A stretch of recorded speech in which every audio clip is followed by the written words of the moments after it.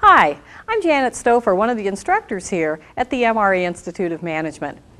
You know, there are all kinds of challenges that come along with being a leader, and two that many people wish they didn't have to deal with are conflict and dealing with difficult people. But at times we find that it's necessary to address these things, and we may even find that there are times when it's necessary to use disciplinary action when all other forms of encouragement have failed to bring about the necessary change. Now, it's safe to say that most new leaders in these days have a particular interest in these 2 days of training because they may be finding themselves dealing with these situations for the very first time. These are the topics that we'll be covering in the fourth of the Principles of Management series.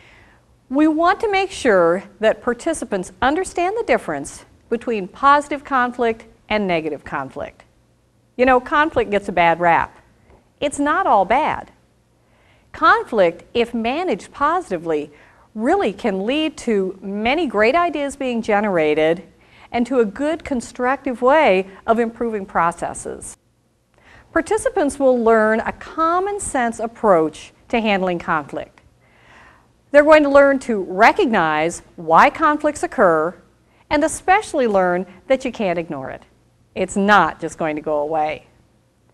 We'll be using an assessment tool to help determine their current style of managing conflict and then learn what the most effective style would be given their particular situations. They'll learn how to flex their style so that they can manage those conflicts in a positive way. Of course, difficult people are a fact of life, and effective leaders have to learn how to deal with them. But sometimes, even a leader's best efforts aren't enough.